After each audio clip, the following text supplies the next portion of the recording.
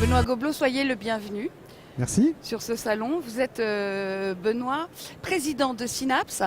Avant d'évoquer la mission de Synapse, qui est le syndicat pour la Silver Economy, qu'est-ce qu'on appelle la Silver Economy ?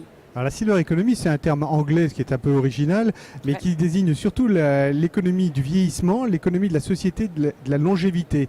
On a constaté toutes ces dernières années un allongement de l'espérance de vie de l'ensemble des populations dans les pays occidentaux, espérance de vie également en bonne santé, donc qui repousse bien entendu toutes les épreuves auxquelles peuvent être confrontés les gens en fin de vie.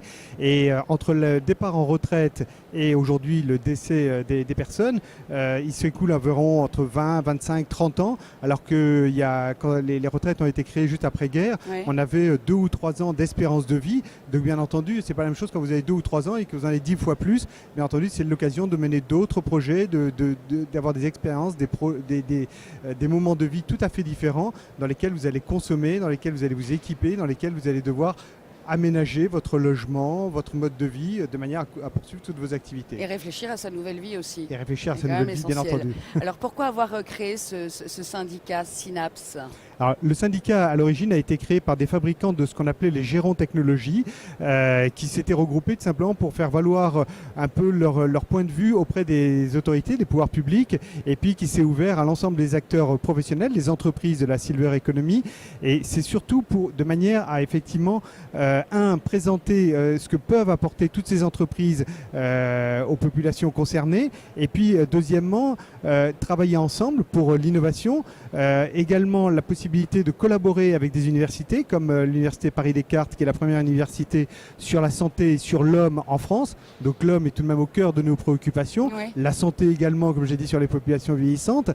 Donc tout ça a du sens. Et puis de manière aussi importante, aider les pouvoirs publics à comprendre comment lever les freins dans les services et les produits qui peuvent être délivrés à ces personnes âgées, faciliter tout simplement l'accès à ces produits-là pour eux et leur faciliter la vie. En quoi est-ce qu'on peut considérer que la Silver est une vraie filière ? Alors, la silver est une vraie filière, non pas par les savoir-faire qui sont à l'intérieur, parce qu'elle est très hétérogène. Ça peut aller aussi bien des croisières au laboratoire pharmaceutique, vous voyez qu'il n'y a pas forcément de lien. Mais là, pour une fois, c'est par la cible à laquelle on s'adresse, qui est la même. Ce sont toutes les personnes retraitées. Donc à 60... alors j'ai vu que le Sénat avait choisi un amendement qui portait la retraite à 63 ans, mais c'est pas encore entériné. Trop jeune. Alors vous savez que dans les tas d'autres pays, on est à 65 ans. On parle en Allemagne de nous amener à 67 ans. Ouais. Il y a des débats là-dessus, mais c'est pas l'objet. Et puis, effectivement, donc, au moment du départ en retraite, pour tout le restant de ses jours, très souvent, on a la chance, au moment où on part en retraite, d'être en bonne santé, en forme, et d'avoir des tas de projets en tête qu'on a envie de mener. Et puis, au fur et à mesure, on avance dans la vie, je dirais que la vieillesse porte un peu ses fruits, on a un peu plus de mal à mener certaines choses, mais c'est pas le cas de tout le monde. Regardez, on a eu ces dernières années de très beaux exemples. Charles Aznavour, à 94 ans, je crois qu'il était encore sur scène 3 jours avant. Jean d'Ormesson, qui vient de publier un livre, même après son décès. Enfin, voilà, vous avez tout de même des tas de... Non, mais ceux-là, c'est un peu les porte-paroles, mais vous avez beaucoup de gens qui continuent à vivre. Il faut juste adapter leur environnement à leur situation personnelle. C'est aussi une démarche personnelle. Vous dites adapter l'environnement, mais c'est aussi une démarche personnelle. Vous donnez l'exemple de Charles Aznavour, de Jean d'Ormesson aussi. Ce sont des gens qui se sont construits personnellement, intellectuellement, personnellement, qui ont fait une démarche particulière. Oui, tout à fait. Et qui avait aussi, alors, dans l'univers du travail, il ne faut jamais oublier, vous avez 2 types de travaux. Vous avez les travaux subis et les travaux choisis. Voilà. Donc eux, évidemment, avaient choisi leur métier, étaient passionnés par leur métier. Donc je dirais, travailler, c'est un plaisir. C'est pas, il n'y a aucune contrainte. De bien entendu, ils ont poursuivi leurs activités parce que c'est aussi leur raison d'être. Ce qui n'est pas le cas d'autres personnes qui peuvent bien entendu avoir travaillé toute leur vie et qui ont d'autres passions, d'autres projets, qui peuvent être tout simplement le bénévolat dans des associations, qui peuvent être la pêche à la ligne, qui peuvent être de collectionner tel ou tel objet. Voilà, toutes les possibilités sont offertes et c'est ce moment-là où on peut réaliser sa passion. Certains, c'est le travail, mais d'autres, c'est d'autres choses. Certains ne s'arrêtent pas. Donc, justement, certains n'ont pas cette autonomie de choisir. Alors, en quoi c'est important de les accompagner et de maintenir l'autonomie des seniors et des familles ? Alors, c'est très important parce que en les maintenant autonomes, ils se prennent en main par eux-mêmes, ils consomment par eux-mêmes et ils ne sont pas une charge pour la société. C'est-à-dire que le choix de leur vie est mené par eux-mêmes et c'est toujours très important de mettre la personne au centre de ses choix, d'avoir son autonomie de choix. C'est-à-dire que rien n'est subi, tout est choisi, c'est 1000 fois mieux. Et donc, bien entendu, en facilitant cette démarche, en facilitant l'autonomie de la personne et en la protégeant le plus longtemps possible, on va faire en sorte qu'elle reste toujours au cœur de ses propres préoccupations, donc que sa vie soit la plus agréable possible, le plus longtemps possible. Peut-être arrivera un moment, mais ce n'est pas le cas pour la grande majorité, à devoir subir le choix opéré par d'autres. Mais cette autonomie, elle est là.